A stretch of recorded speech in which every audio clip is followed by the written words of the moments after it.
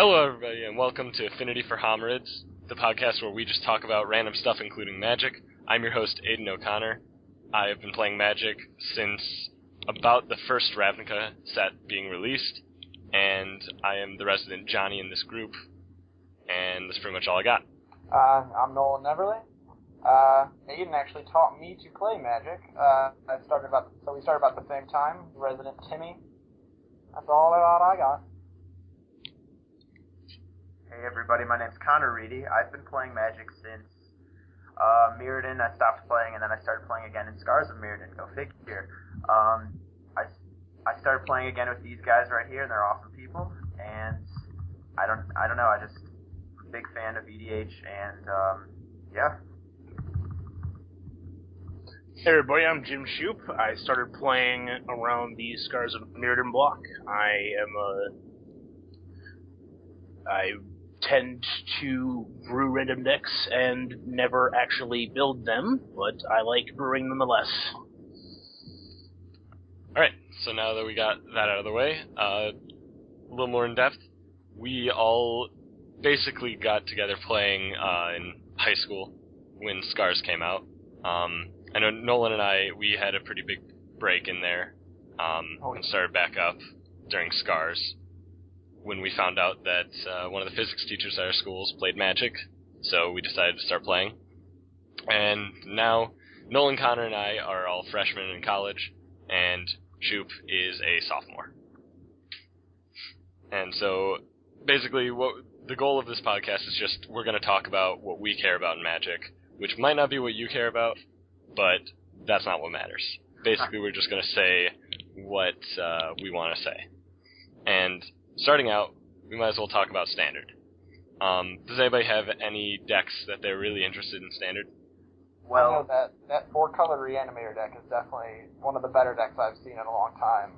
I know I was watching someone stream on Twitch where they were up to, 85 life or something, just by playing 8 or 9 Rakdos a game. There's not many decks in Standard now that can actually beat that. Right. Yeah. I think the 4-color Reanimator deck is actually very, very strongly positioned, even though there is an abundance of graveyard hate in the format. I'd have to agree with that, but honestly, it's basically just anything that plays with Rakdos is just oh hey, yeah, that could be a deck. I don't know, that's just me being a little butt, but I mean, I don't know, I just find it kind of stale, but I'm pumped to see what decks evolve out of this. So, yeah. Geist of Saint Draft is a house, though. Oh, for sure. It's really hard to deal with him right now. Yeah, the other deck that I saw that I really liked was a blue-white, and almost like a fairies deck where you play nothing on your turn. You have Restoration Angel, Snapcaster Mage, and you're just flashing the crap out of them, just countering everything. It would look really cool. Oh, is it this blue-white aggro deck? Probably not. Oh yeah, look at that. Yeah, so one of the decks that I'm personally very interested in, and I'm actually surprised it hasn't done as well as I think it should, is the Golgari Zombies deck. The one that plays a combination of, obviously, the variety of 1-drops, Geralf's Messenger, Lotleth Troll, Rancor, and Crippling Blade. I think that deck is very, very powerful. It's very good. I know I played a lot, when I did play Standard, I played a lot of the 3-color Animator deck. I played the junk version, and I know that I usually just beat it by slamming a Thragtusk on turn 5 and then flashing it on turn 6, reanimating it on turn 7, and then just Angel Serenity the rest of the game. It's just locked them out pretty well. Shoop, do you have any input on this? I mean, at least whenever I look at any Standard coverage, I always look for aggro lists. I don't know why I always found aggro at least more interesting to me than other types. I mean, I've Jund mid-range has also been on my radar, but I remember at SCG Cincinnati, there was a 12th place Rakdos aggro deck that I liked, and it's just the usual creature, a lot of 1-drops and 2-drops with Aristocrat just as the top end, with some removals sprinkled in there, but mostly just the aggro just going straight to the face. Right. I know I like that deck a lot because it's playing my personal favorite draft card, the Hellhole Flailer. I know I've seen some lists online playing that Hellhole Flailer, and I think Hellhole Flailer is a lot more powerful than people give it credit for, even though it a lot of the time is just like a bad lava axe. Just the threat of a 4/3 on turn 3, with the potential of just burning the face, is incredibly powerful in Standard. Even though it can't block. But, kind of on the topic of that Rakdos deck, there is a mono red deck that's been doing incredibly well in the dailies recently, that plays cards like Ash Zealot, Hell Rider, and then Vexing Devil and Stromkirk Noble, stuff like that. And it's basically just winning on the simple fact that it won't let your opponent have creatures for more than a turn, and basically the rest of the cards are just to beat down.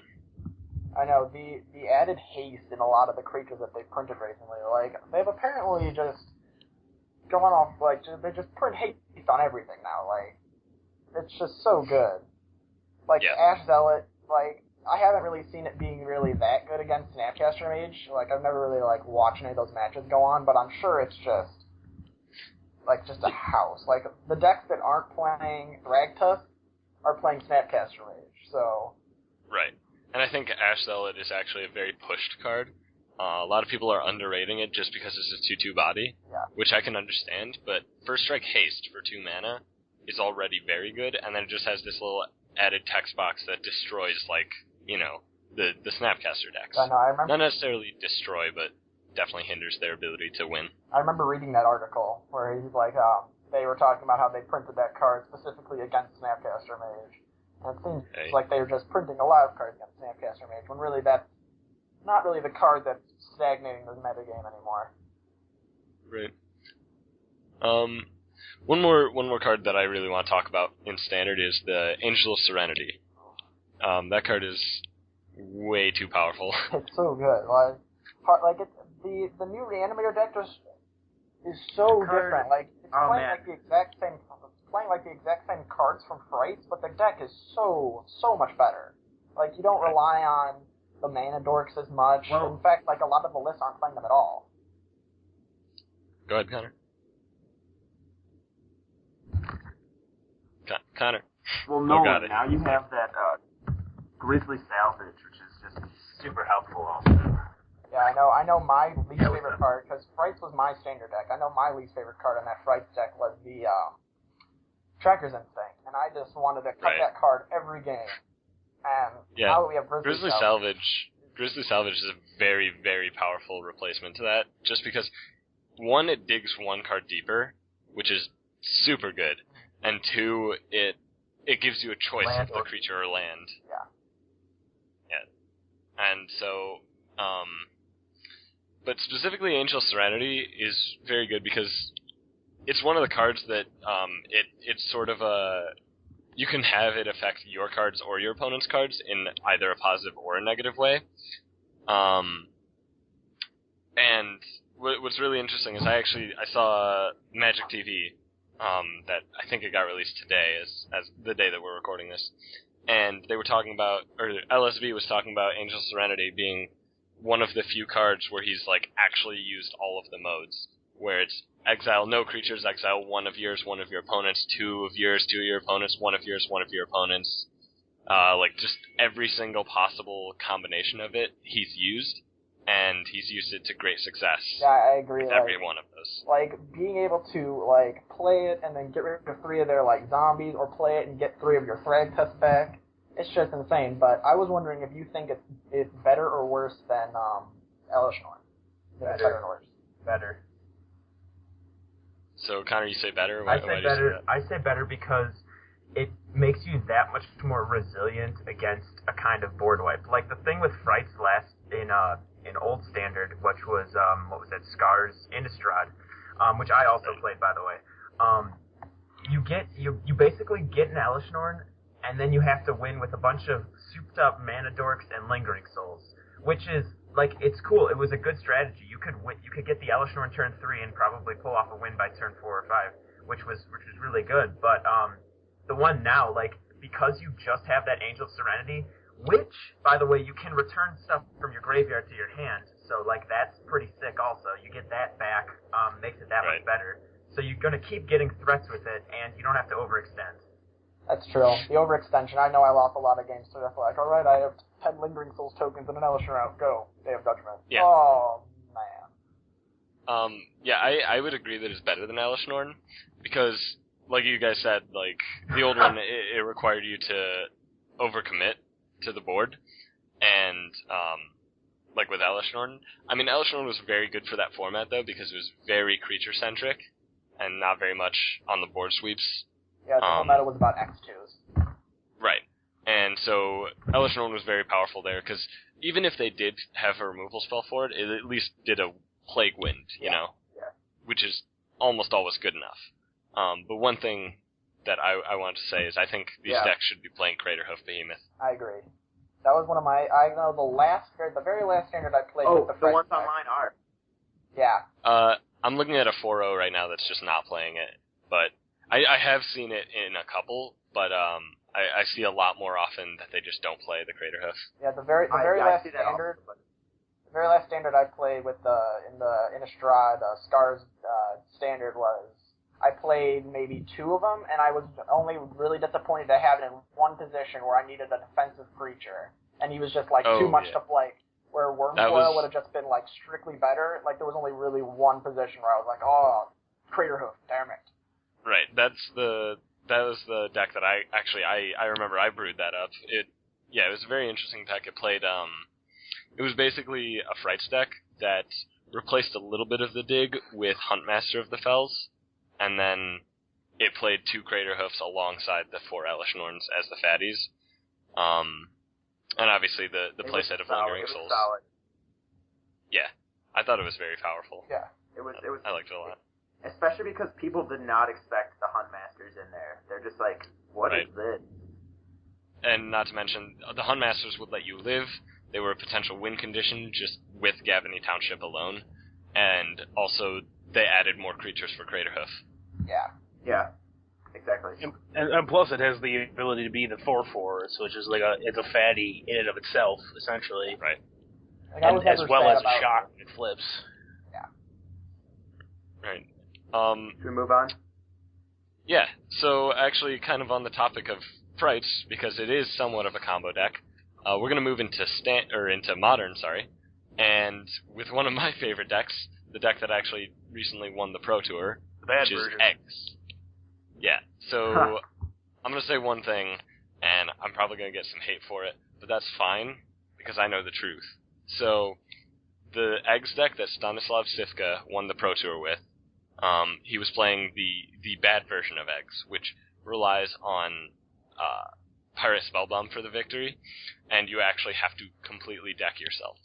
And the reason I say it's the bad version is because I believe it was Game 2 in the finals, Stanislav Sivka actually just completely fizzled and could not win.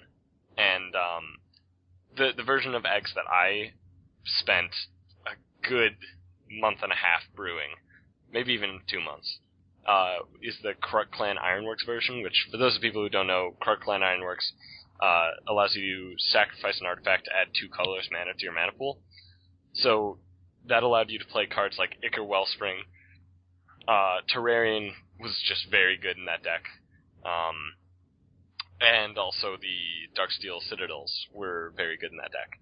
So this would allow you to build a large amount of mana while going off, and you could never fizzle because you had so much backup mana that even if you had 4 Sunrise effects in your hand, there was no way that you weren't casting all of them.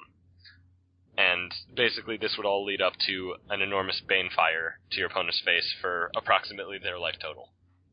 Maybe more. I know I made you, when I was watching you play it, I know I made you like, let's just see how much mana you can make. Keep going. Just keep going. Yeah. See, yeah. I enjoy the Lab Maniac victory. Yeah, Lab Maniac is, I feel like it's just a sideboard card. Yeah, definitely. But he is very good because once you've milled out your deck, if you cast Lab Maniac and you have a Chromatic Sphere on the battlefield, you win if he resolves. Yeah, because there's no way they can remove in response because Chromatic Sphere is a mana ability. So you just win at mana ability speed. I remember when you were testing it on Moto and streaming it, me and some of your viewers really wanted you to attempt some interesting alternate win cons, like White Sun Zenith with Fervor, or Emrakul. You didn't like the Emrakul because you said, it doesn't win. I'm like, it's Emrakul, but you are always against it. But So, okay, I'll actually elaborate on that a little bit. So, White Sun plus Fervor is actually not the worst idea.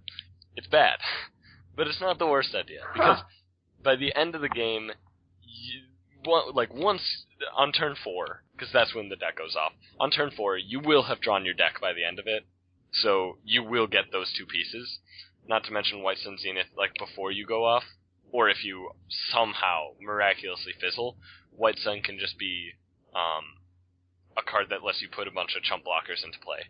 So you just don't die for a couple turns, so you can reset up. And then the reason Emrakul's just not good is because why would I play Emrakul when I can just kill my opponent? You know? Yeah. Overall, though, I think Sifka did prove a point Sifka did prove a point, though, that Modern is basically always going to be a combo-centric format, and there's nothing that anybody can do to stop it. But what I find really interesting is that the deck, Eggs is very resilient to a lot of hate, and I think Sifka mostly just abused that because the Pro Tour was 60% Jund. It was a ridiculous amount of Jund, which is Eggs' best matchup. It's strange, because I expected, Jund to be its worst matchup with the main board, with the main board graveyard hate mainly, but then, the hand disruption and all that stuff, being able to pull Reshape and Lotus Bloom out of your hand, and then being able to instant speed remove your graveyard in response to a Sunrise. It just seemed like it'd be so good against him, and then I just watched him roll every single Jund play he played. Yeah, so in my testing, when I was testing this deck, I found that Jund was only difficult if you somehow only drew one Sunrise in the top half of your deck. If you draw 2, you've won. And there's nothing your opponent can do to stop you, because once you start going off, if you have one Bloom or one Krark-Clan Ironworks and one other egg against Jund, and you have 2 Sunrise effects, you've won the game. And the reason for that is just if they try to remove your graveyard in response, you can just cast your other Sunrise effect. Yeah. And then the best part is you can just let the Jund Charm resolve while the first Sunrise you cast is on the stack. And then let that happen after doing another cycle. Are we Oh, sorry. I guess kind of talking to somebody. So, yeah, Modern is very combo-centric, which I think is fine. I like that a lot about the format. It's what helps that Delver deck to be very good. A lot of the combos are very creature-centric, so that Delver deck's removal package is very helpful versus the Pestermite. Has Splinter Twin just fallen off the map completely? Where did that deck go? So, Splinter Twin, I can explain this a little bit. Splinter Twin, it's fallen out of favor, mostly because Jund is probably the top deck right now, and Splinter Twin, because it only has, it only needs 2 combo pieces, but it can potentially just get starved of one of those pieces and flooded of the other.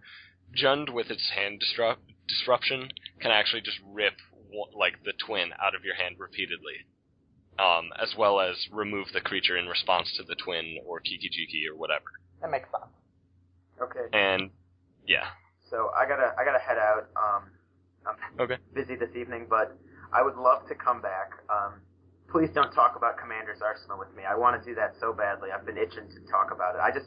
You should hold off on EDH this time. I really want to be there for the talk about that. Okay. All right. That's fair. Sweet. All right. I will see you guys. I will talk to you guys next time, hopefully sooner than next week, and definitely see you over Thanksgiving. Bye, everyone. I hope to be in the next podcast. Take it easy. See ya. All right. See you, Connor. Bye-bye. All right, so I guess since we're going to hold off on EDH, we can move to something that all three of us play, which is Pauper. I love Pauper so much. Me too. But just the potential to brew any deck that you want and with any common that's ever been printed is so nice. Like, I know that the Defender Ball that me and Aiden have been brewing for a while is just one of my favorite decks of all time, where you combo the Kamigawa card Freed from the Real with the new common from Return to Ravnica called Axebane Guardian, and you generate infinite mana with just Axebane Guardian and another Defender, and then you just if you could really quick explain how that combo works, like what Freed from the Real does. All right, Freed from the Real is an enchantment from Kamigawa.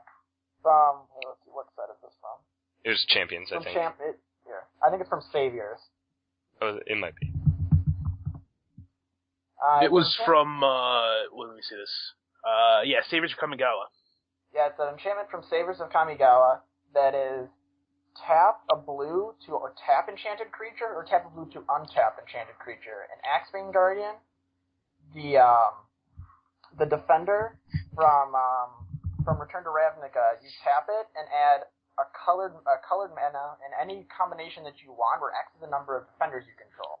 So if you have him and one other defender, it's usually either Overgrown Battlement or Gate Creeper Vine. You can generate infinite mana by tapping him for double blue and then untapping him using Freed from the Real. So you just do this over and over again, and then you use the uncommon or the common Rolling Thunder, which is red X, deals X damage divided as you choose among any number of target creatures or players, and just burn them in the face for 1 million. It's awesome. Right. And it has the potential to use a couple of 4 main board Guild Gates and then Tinderwall, which you can sack for double red, and you can just you have all these defenders that generate mana equal the number of defenders that you have, so that you don't even need Freed from the Real sometimes. Like, I've burned them out for 30 just because I have multiple Overgrown Battlements and Axebane Guardians out. It's ridiculous. Right, and a little bit of redundancy, you also have the card Muddle the Mixture, which is I believe it's just Ravnica. Yeah. It's a blue, counter-target instant or sorcery spell, and it transmutes for, obviously, a 2-mana card, which would be the Rolling Thunder. And then you have the 3-mana common from Ravnica, Drift of Phantasms, or Phantoms. Phantasms, which is also a defender. Yeah. And he can transmute for Axebane Guardian or Freed from the Real, as well as you have the full suite of Ponder and Preordain, if you choose. Plus G-Probe. Plus Probe, yeah. Probe is a very helpful one. So, it's not as fast as, Storm, but it's a lot more consistent. Yeah. I was surprised at how consistent it was. I've just been rolling people just because alright, turn 3, kill you. Done. Right. Yeah, and so, basically, that's probably one of my favorite decks as well, but I think the deck that I like the most right now in Pauper is this mono-green, well, I guess green splash red, Urzatron deck. And the general idea is you play the Urza lands because they are commons, and you play 8 chromatics, the 4 spheres, 4 stars, which each filter a mana and draw you a card. 4 expedition maps, which lets you search for any land in your deck, non-basic or basic, it's irrelevant. You have your Ancient Stirrings to get whatever land or creature or whatever off the top that you need. And then you've got your Prophetic Prisms, which cycle, Cruel Signets, which produce colored mana, Pristine Talisman. And basically the idea is just to get Crusher down or Carevex torture your opponent in the face. And it has some resilience against the burn deck specifically with Fangren Marauder, which is a pretty spicy one. It's a common from Mirrodin Besieged. For 6 mana, it is a 5/5. It costs 1 green to play. Well, 1 green and 5 colorless. And it says whenever an artifact is put into a graveyard from the battlefield, you may gain 5 life. So that basically means Affinity the Yawg version of Affinity just can't win. Burn, once this guy comes down and you sack like one chromatic to him, Burn just can't win. And the mono-green deck just can't race the life gain of Marauder. I have a deep-seated hatred for that card now. Because Yeah. I run both, so I have both the mono-red Burn as well as mono-green aggro. Right. So... I know just playing against that deck, you're like, alright, here comes Angry Marauder, alright, does he have the sphere? Alright, concede, done. Yeah, that's pretty much how it goes. Yeah. And it also plays a pretty spicy card in Reap and Sow, which is a 4-mana sorcery that lets you choose one, destroy target land, or search your library for a land card and put it onto the battlefield. And you can entwine it for 2 mana. So for a total of 6 mana with 2 green requirement, you can kill your opponent's land and get an Urza's Tower onto the battlefield, which you can then tap for mana that turn. I also have a blue-black post deck, and I hate that card so much. Just all of the hatred for a lot of the cards in that deck because of the 3 pauper decks I have. This deck is very well positioned against. It's very well positioned against basically everything except for mono blue. Mono black can be a little bit rough, but That fairies. The only thing keeping my defender deck back is that stupid fairies deck. yeah. But yeah, that's basically like the pauper deck I'm playing a lot. Shoop, do you have any deck that you want to talk about? Well, I mean, as I said, I have the mono green aggro, which is just literally half the deck is, well, not literally half the deck, but the majority of the deck is 1-drop creatures or pump spells. Most of them are the main 1-drop that we like to get down turn 1 is Nettle Sentinel. There's a 2/2 elf for 1 green that whenever you cast it, which doesn't untap, but whenever you play a green spell, you can untap it.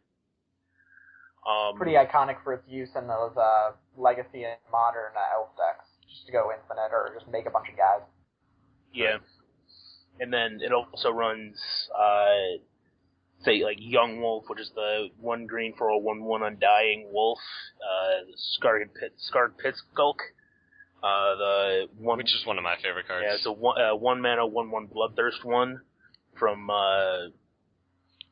one of the Ravnik. It was from original Ravnik Block. It was Gilpack? Okay. And then, we know this. And then also has I forget the name of it. Kyrian Dryad, yes. Kyrian Dryad, which is the... Ranger. Kyrian Ranger, yes. Kyrian Ranger, the 1 green, 1/1 elf that you can return a land, or just forest. It's Return a Forest. Return a forest to untap a creature. There's no other staple in at least in the Pauper elf combo deck. Which, like, if you're land starved, you can tap it and then return it to your hand and then play it again in order to have stock mana, I guess. Yeah. And then the card I was thinking was Silhana Ledgewalker, which is the 1/1 for 1 green. That's hexproof and can only be blocked by flyers. That one's really good with, like, Rancor and whatnot. Yeah. Really good in that enchantment deck. Speaking of which, let's talk about that enchantment deck. That deck is crazy. You have a sliver deck that also runs all those enchantments. That's just a brew. It's not a real deck, brew. But it's also got the annoying. Oh my god! It was Ethereal Armor, Rancor, Armadillo Cloak. Yeah. So those are like the 3 main enchantments for Pauper right now. At least I feel. Yeah. And the enchantment deck is a deck that basically it'll cheat on lands and play things like those 3 cards, as well as Ancestral Mask, which is quite an interesting card. Nolan, if you want to go into that a little bit. I know that Ancestral Mask, when I was like 10 years old, I had an enchantment deck. And I was like looking through a binder, and I found Ancestral Mask, and it was like instantly a card I was in love with. So when I was like, I got a chance to like I forgot whose article it was on Star City. They talked about a Selesnya enchantment deck, and I was like, oh my god, you know what would be perfect for this deck? Ancestral Mask, and it's enchanted creature gets +2/+2 for each other enchantment in play. So with the new ethereal armor from Return to Ravnica, you're just able to make like an 18/18 trample pseudo lifelink and just beat the crap out of people. It's like my favorite deck of all time. I definitely got beat down by a, I believe it was an 18/17 Silhana Lechwalker. Oh man, that was painful. I can definitely say that was painful. Yeah. Or it was an 18/16, I guess. Yeah, because it was Rancor. Right. Yeah, so basically the enchantment deck is just an all-in, super fast, not exactly combo, but sort of combo deck. And I think it's really interesting. It actually made Ancestral Mask shoot up from like 0.1 ticks to like 3 now. It's gross. I'm so glad. Like, I saw that article on Star City and immediately bought the deck. And then Aiden goes on, like a month later and just tries to go back. I was like, Ancestral Mask. I think it wasn't even a month at that point. It was like 2 weeks, I think. Yeah. It was like instant. Like, it's been placing well in dailies. Ugh, so good. So I recently saw a deck on one of the Pauper dailies that I'm quite interested in. I actually should link this to you guys. And I'll make sure, like, all of the decks that we're talking about, I'll try to link them. So there's a link for you guys. It's a 4/0 deck. It's basically a Kiln Fiend deck, but it plays Goblin Electromancer, which is a new card from Return to Ravnica that makes your instants and sorceries cost 1 less to cast, and it costs blue-red for a 2/2. I know that, like, it's one of my favorite cards to draft in Return to Ravnica draft. Right. And so the idea in this deck is you want to just land, like, turn 1 Delver is obviously ideal. You want to land probably a turn 2 Kiln Fiend, and then just turn 3 go off. Maybe if you want to go, like, turn 3 Electromancer, turn 4, just play a million spells and kill your opponent with Kiln Fiend. The Electromancer just makes the entire, like, everything cheaper. Deep Analysis costs 3 it's a divination on the front side, and then it's just ridiculous on the back side. Compulsive Research is very good at that point. The flashback on looting is cheaper. Mana Leak costs 1 blue. And then Stagger Shock costs 1 and a red. And basically, you just play a ton of spells and Kiln Fiend your opponent. It's a little less all-in than the other Kiln Fiend decks that exist. Now, I'm curious if maybe like a Wee Dragonauts would be an addition to this deck, either instead of Kiln Fiend or alongside Kiln Fiend. See, I thought similarly, but I think it's just not good, because even though it has the built-in evasion, it doesn't get as big as Kiln Fiend, and this deck doesn't run Assault Strobe. Yeah, the Kiln Fiend deck is way more it looks way more all-in than this deck does. Like, this doesn't play, like, the Apostle's Blessing, or the, whatever it's called, the Pump Spell, the Mutagenic Growth. It doesn't play nearly as many, like, it doesn't play, like, the Shadow Rifts. Right. It's, like, it's not as all-in. This one looks more like as a control, kind of, like, grind you out with just, like, all this card advantage that Goblin Electromancer will generate. Yeah. Yeah, so Kiln Fiend probably doesn't work too well for this deck, but it is definitely a thought. I'm a huge fan of Wee Dragonauts. I think I just said Kiln Fiend's not very good for this deck, but I meant Wee Dragonauts. Yeah, so that's just a cool deck that I saw recently that I thought was a pretty interesting innovation on an already existing archetype for Pauper. Doesn't happen too much. Yeah, when it does, it's very cool. And I guess if we're done with Pauper, we can move on to something that we know pretty well, which is drafting the new set, Return to Ravnica. Yeah. Oh yeah. Do you guys have any favorite guilds to draft, or the Is It Teleportal deck is easily my favorite draft deck of all time. Like, just being able to, like, sit back with all these, like, 1/4 and just be like, soon, I will draw it and kill you. Like Dynacharge into Teleportal, In a perfect world at least. Yeah, I know I've done it. I have definitely wanted to do it many times, but I've never actually pulled it off. My favorite is Selesnya, because I think the first draft I did with New Ravnica was my pack one pick one was Trostani. Uh-huh. So I'm like, okay, looks like I'm Selesnya, and I didn't get a Vitugazi Guildmage, unfortunately, but I had I think 2 Axebane Guardians and a Gate Creeper Vine and a bunch of Populate and some token generation, and I remember destroying my round 1 opponent with preface this, I also had Phantom General, which is also really fun. Yeah, that card in multiples is just a murderer. Like, the most funny thing I think about like this draft environment is usually a first pick guild mage of the respective guild usually sets you in to that archetype for every guild except Izzet. Like, this is true. I know everyone is like crazy about that the Nivix guild mage, but I just can't stand it. Like, I know I'll just be like first pick Frostburn Weird, and then I'm just instantly an Izzet when every other guild is like guild mage. I just love it. Yeah. I think one of the decks that I personally enjoy drafting the most is kind of a Bant mid-range style deck. Yeah. And the main reason I like drafting it is because you've got a lot of very powerful guys at the middle of the curve. Like, you have Sky Knight, for an example, and then at 4 you have something like Eyes in the Skies, or Golgari Decoy is a fun one. And the reason I like that the most, though, is because it leaves you open. I personally draft core Selesnya, and then I'll end up splashing blue almost every time.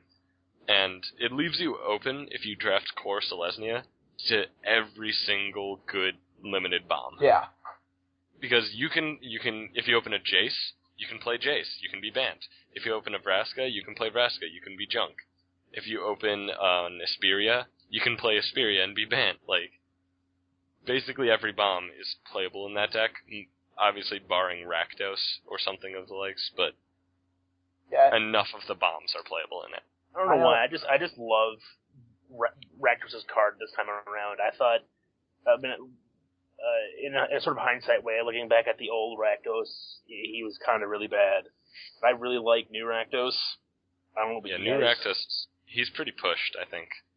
Like, I think once Innistrad cycles out, he'll be like the aggro top end.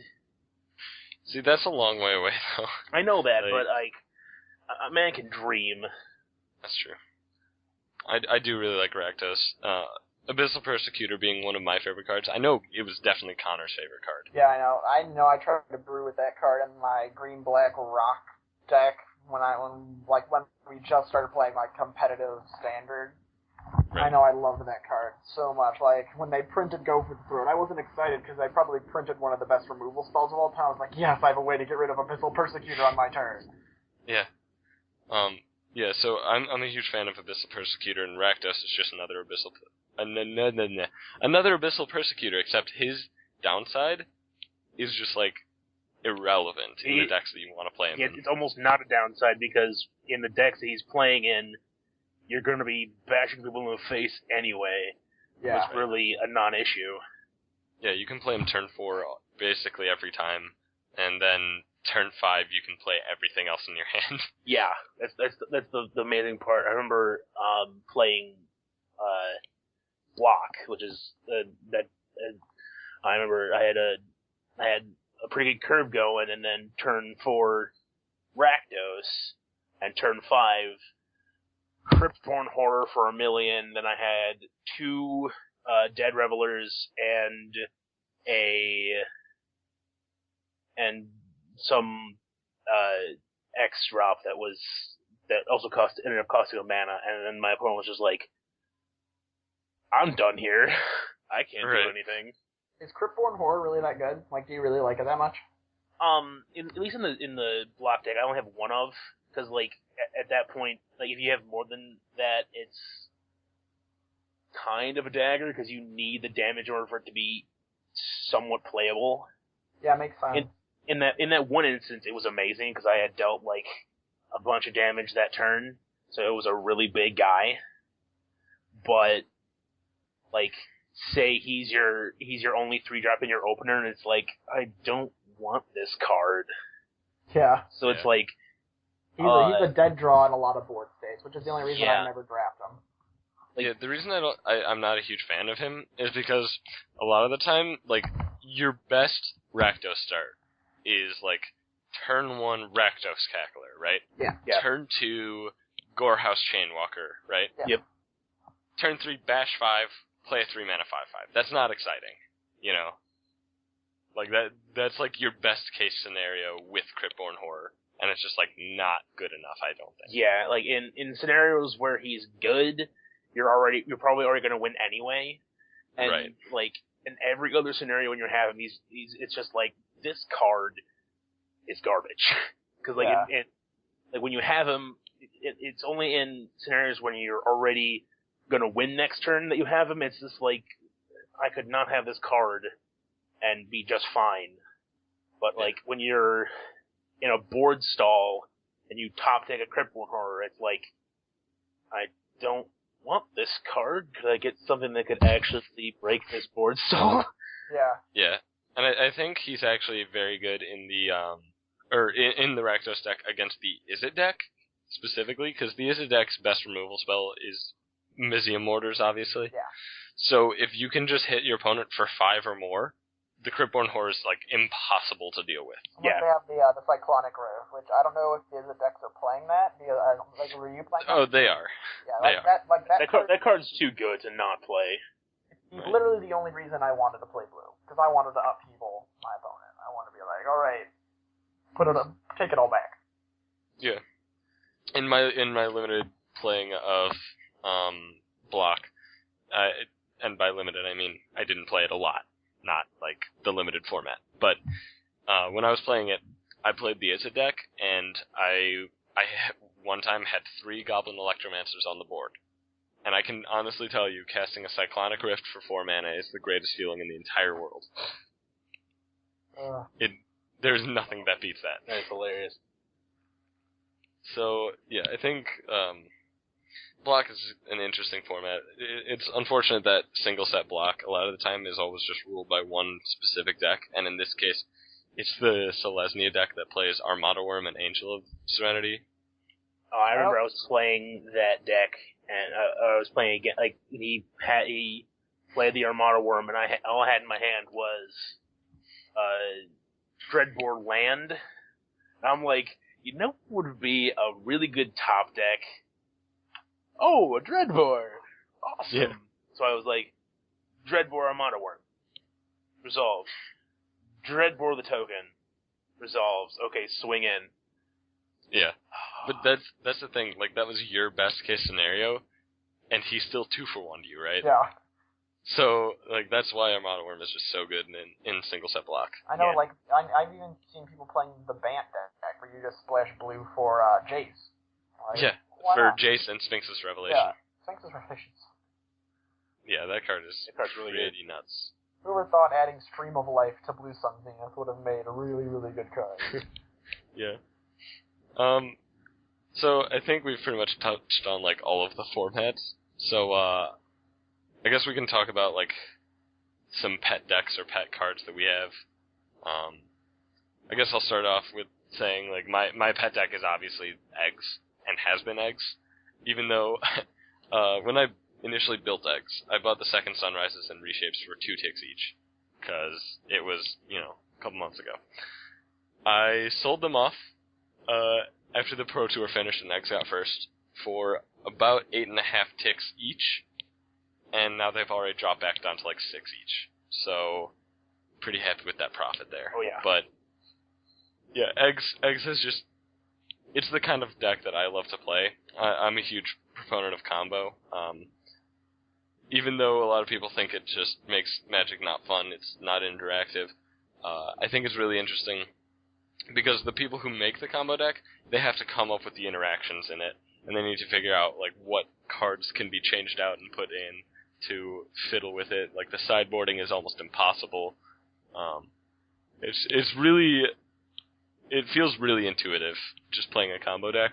It's not interactive, I'll agree, but it's a lot of fun. Yeah.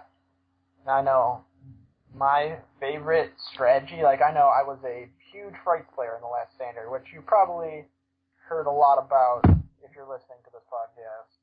And like that was just, God, playing that deck, I just felt like inherently a bad person, and it was the best feeling of all time. Like you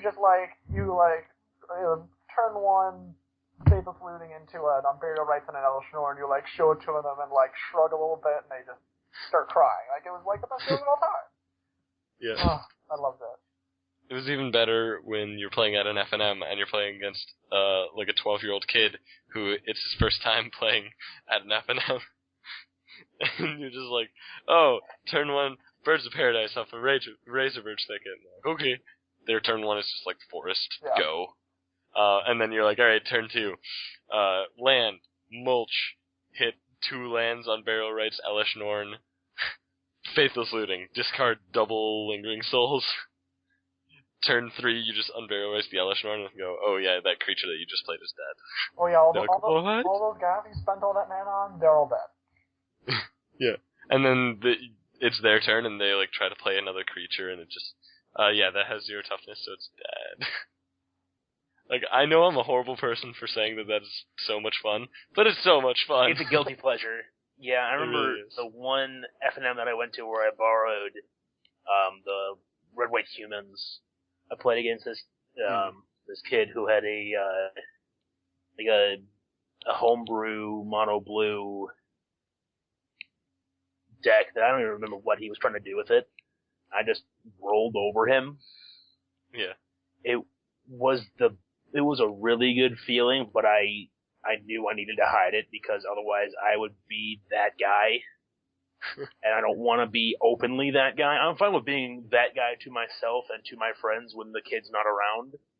Really? But if I'm going to be openly that guy, I want to punch openly that guy. Yeah. I would agree. It's such a good feeling when you just win a round for free, basically. Yeah. Yeah. I know that was that matchup where I just as a joke, had all the Praetors in my sideboard for Frites and would just be like, let's see how many I can get on the board at once. Just not I do attack. remember that. Just not attack. Let's see. Oh, okay, we're going to tap all this mana because we have Vorinclex in play. Pass turn, we're going to draw all these cards because we have Ginge Tax in play. Oh, God. It was so much fun. And then I remember when I was fiddling with the deck, that's the spot when I was like, oh, is Vorinclex even that good in the sideboard? Whatever, I'm going to put Craterhoof in. Yeah. And then the one game, I was like, wait a second, I'm facing, like, a slow, control-y guy who, like, his only answers to my game plan are board sweeps, so why not just get one big hit in? Yeah. So I boarded in the Craterhoof. First time I played it, it was turn 3 Craterhoof, and it was just, oh my god. Like, I went, it was turn 1 Birds, turn 2 Looting, getting rid of, I believe it was getting rid of, what was it? I guess it would have to be, Unburial Rights and Hoof. I'm trying to remember the logistics of this, but I remember, maybe it was turn 4, I guess, but I had some spirit tokens out, and I Unburial Rights the Craterhoof and one-shot my opponent. And they were just sitting there in shock. Craterhoof, what does that do? They had no idea. That's the best. Like, you play that Frites deck, and you get a lot of readers, like, Mulch, isn't that unplayable card from the Innistrad block? Like, Yeah. I would have just loved to see the faces of the people that first tournament that deck was in, where they're like, turn 1, or turn 2 Mulch. Like, wait, what? What is this card that you are playing? And then turn 1 Birds of Paradise off Razorverge. Turn 2 Black Cleave Cliffs, Mulch. What? Wait a minute, what's going on here? Hitting Unburial Rights, Elishnorn, land. Opponent's just like, what? Oh no! Yeah, that must have been a great feeling for the people who brewed that up, which I believe was the French team for Pro Tour Dark Ascension? I think you might be right. Yeah, I think it was Pro Tour Deck Ascension. Yeah. And I remember none of them made it to top 8, none of them made it to top 8, which was really unfortunate. then that deck just started, like, you'd see one or two every tournament, like, so sometimes they make the top 8. I think they won a couple, and that's like, Yeah. the card, I've been wondering recently, if Surgical Extraction was in the recent Standard, would the Unburial Rites deck still be good, do you think? Do you think it's better than Rest in Peace as Graveyard Hate? It's definitely it's close, because Surgical Extraction obviously has the potential for card advantage, as well as its instant speed, but I think Rest in Peace is actually just the best Graveyard Hate spell for the Frites deck, because, not only does it take care of the cards already in the graveyard, it takes care of all of the cards that will be put into the graveyard. Yeah, that's true. It's a exile your graveyard plus a Dryad Notes and esque effect, where just like everything you play already gets exiled. Or Leyline of the Void, even. Leyline of the Void, yeah. Yeah.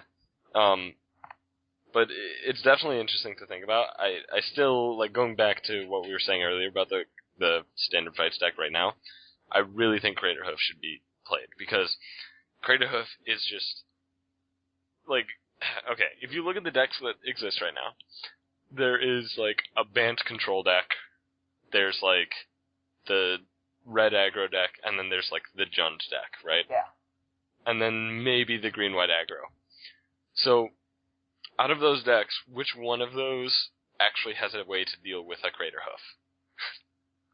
Maybe, like, the only thing, like, I was watching Brad Nelson and Todd Anderson play today, and the only way that Brad Nelson was playing the Jund deck could block a Crater Hoof Behemoth was by activating a Rakdos Key Rune, and with 1,000,000 mana, pumping the Rakdos Key Rune with Kessig Wolf Run and eating it, and then still just taking it, like, 18 damage. Like, right. I saw that. That was, that's the thing. Like, Crater Hoof just sets up these impossible combats for your opponents.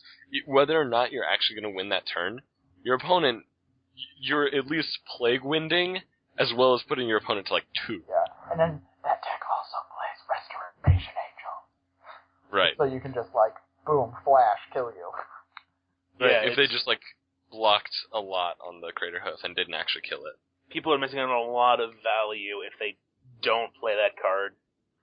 Like, they even just one copy is good, yeah, I think. Singleton, Crater Hoof, just for value.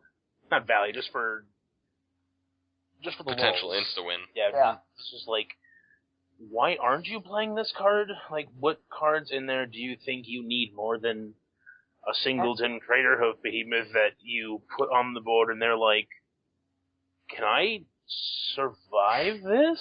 And it's a card that, once it's in your graveyard with that deck, the opponent will have to constantly play around it. They'll be, like, overloading a Elysium Orders on 2 Lingering Souls tokens just so they don't get blown out, like, 2 turns later. Like, it's just a card that's going to control the game from the moment it hits the graveyard. Yeah, and whether or not you have the Unburial Rites, like, your opponent doesn't know if you have it in hand. And if you do have it in hand, they die, so they have to deal with what you have. Yeah. Contrary to popular belief, you can hard cast Unburial Rites.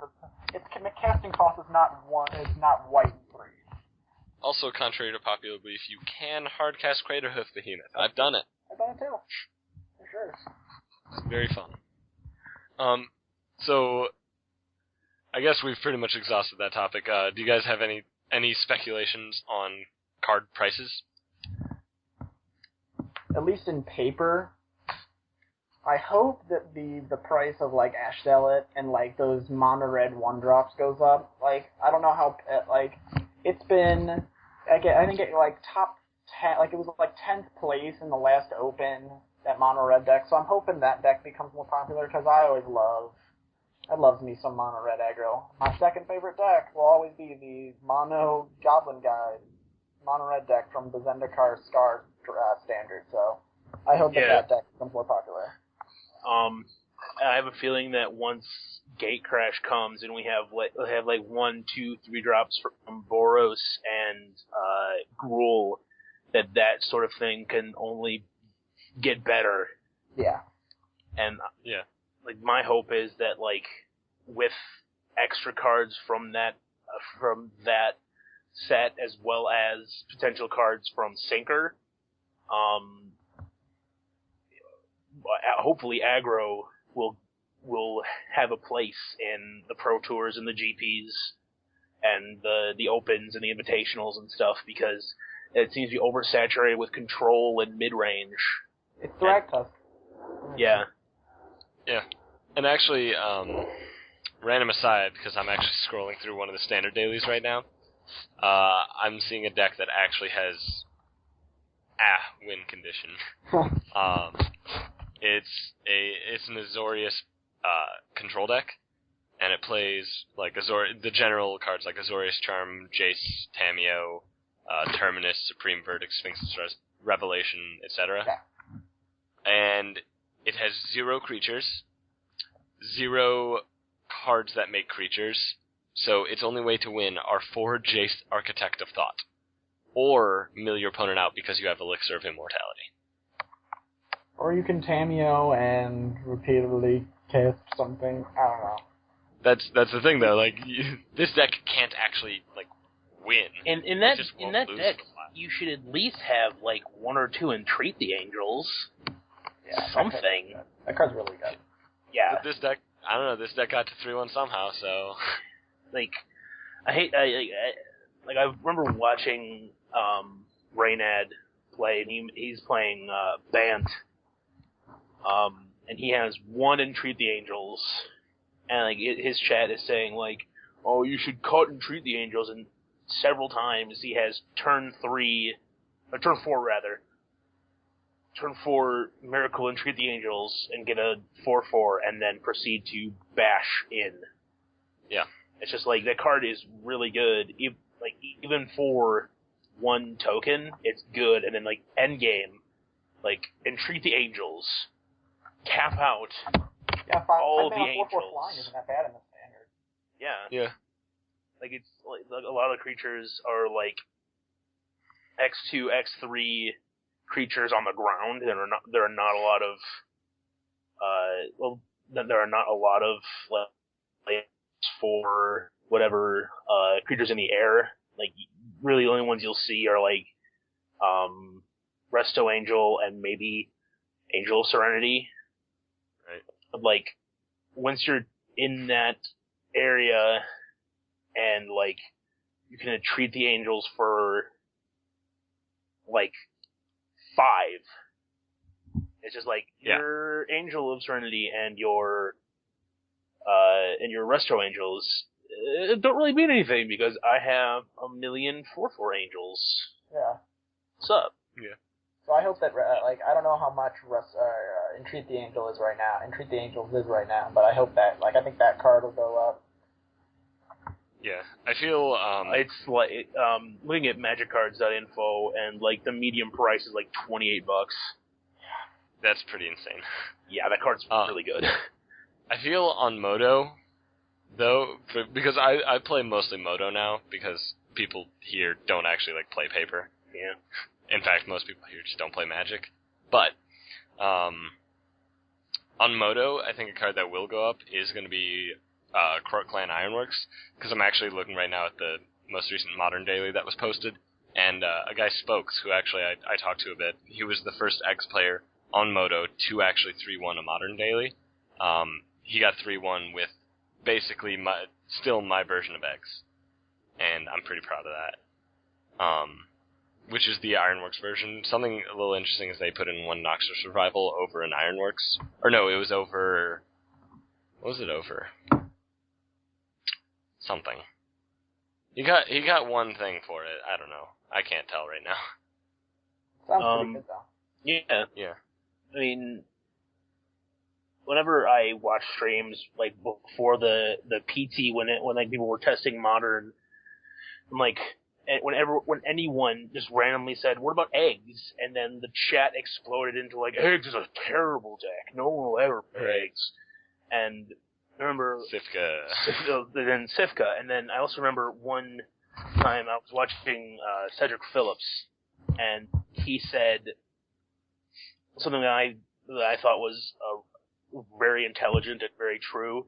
He said that the real good eggs players when you play Graveyard Hate, they just laugh. They just laugh in your face.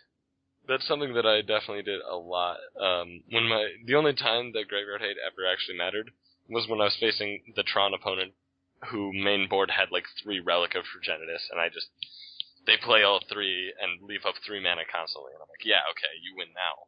But post sideboard, there's no way Graveyard Hate will ever beat you, ever. There's Leyline of Sanctity. Not even Leyline, just Echoing Truth. I know my favorite story about that the Egg deck is it was that Brad Nelson, Jerry Thompson talking, and they're talking about how they didn't really prepare for the Eggs matchup, mostly because nobody had the cards, and you were trying to go off and you had to read the proxies, and it was just too complicated because they really didn't have a pilot for it. Right. So, they just completely neglected really testing for it. Right, and I think that's really interesting because a lot of people just didn't expect Eggs to do well, simply because nobody has really seen Eggs do well. And it's proven itself now, and it's a known part of the metagame, and I think people are going to test against it now.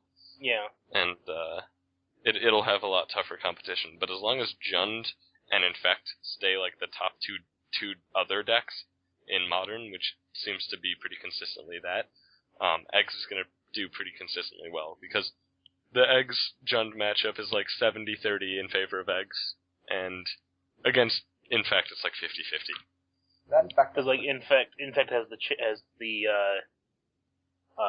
ability to turn 1 Glycerin Oath, turn 2 what's the frickin' Exalted Land, Cathedral of War, swing in frickin' it's got a lot of options. Giant Growth, mutagenic, frickin' everything, all the pump spells, and just kill you turn 2. Right. The guy who was doing the deck tech on the Infect deck was talking about you never thought 10 years or 5 years ago that you'd see the card Giant Growth. It's been a staple all through Magic. Would be in this kind of event. It's just so funny to hear that kind of stuff. Yeah. So, I think we all agree that Eggs is probably one of the best decks in Modern right now. Yeah, you expected it to the cards to get banned. Yeah, I actually made the prediction after Sifka won the Pro Tour that Second Sunrise, specifically that card, is going to get banned, and I still feel that way. Simply because they don't want, Wizards does not want a combo deck that can win turn 2 or 3. They want combo decks to be turn 4 at the earliest for Modern. But the thing that's interesting about that is that Storm can actually combo on turn 2 or 3, as well as Eggs. But I think because Storm hasn't taken down a huge event yet, Storm is going to get to keep all its cards. But because Eggs just won a Pro Tour out of nowhere, it's probably going to get one of the cards banned, and it would make sense to ban Second Sunrise, because they would still be left with one Sunrise effect, so the deck would not just die. Although it really would. It'd go back to essentially what it was before Face Reward came out, where you were running Noxious Revival and Open the Vaults. Yes. Yeah, back to its little poopy version where you basically had to rely on the top of your deck at 5 points during the turn that you're going off. Yeah. But yeah, I think that's pretty much all we got. You guys want to say anything before we end this? I want your guys' predictions on what deck's going to win the Standard Open before we leave. Just shout it out. I'm going to say Frites. Frites deck? I'm going Frites. I in my heart of hearts, I want some random either black-red or mono-red aggro deck who just out of nowhere just punch its way through all the decks and make it to top 8, top 4, or maybe even the top spot. I don't know what it is, but deep down I want that to happen. You're going aggro? You're going aggro shoot? Yes. I'm gonna go with some Azorius, Resto Angel, Snapcaster concoction. Something like that. I want to see Runechanter's Pike in the top 8 again. Yeah. I love that card. That card is very cool. To sort of send us off if we have anything else, I want to just discuss a theory crafting thing that me and Aiden had talked about a while back about a possible future set. With this is obviously just story driven theory crafting, but with Phyrexia finally having its footholds in the multiverse with new Phyrexia, and with the flavor text of Urborg, Tomb of Yawg-malt, which I'm going to bring up real quick.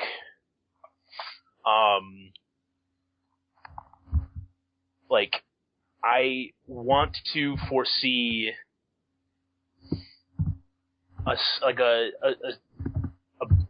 another invasion block, to put it lightly, where new Phyrexia will do its shenanigans again to go back to Dominaria and get Yawg-malt's corpse and bring him back, because they're all about that necromancy and shenanigans. That would be interesting. And the reason why I think he's actually buried there is because of the flavor text. I have it up. Do you want me to read it? I have it up too. Alright, cool. You got it. Yawg-malt's corpse is a wound in the universe. His foul blood seeps out, infecting the land with its final curse. That just almost screams that he's actually buried there somehow. Right. And if not, they could even go to the whatever remains of Phyrexia there is and find him. Yeah, and I think the reason that this would be interesting, we discussed this quite a bit. We discussed a couple, possibilities for the set, because, all we have is that. That's all we have. Yeah. So, it probably won't happen, but we can dream. Yeah. And one of the things that we thought about was potentially something along the lines of, a 4-set block. Kind of like, Lorwyn did. Yeah. But actually just one block. So, basically the first one would just be, the residents of Dominaria. The second one would be the residents of New Phyrexia. Third one would be, the war between them, and then the fourth one would be, post-war, whoever wins is, starting to take over the other, whatever's left. Yeah, kind of just adding, just add it to, it sounds just like the Mirrodin block, just, a little bit added to it. Yeah, a little bit.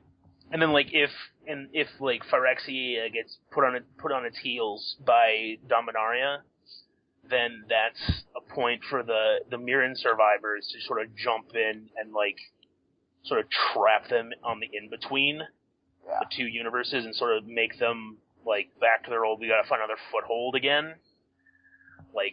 Sort of just something like that, where, Dominaria is fighting back, and then when all of their focus is on Dominaria, the Mirrorids are they're focused on something else. We should try and fix this place.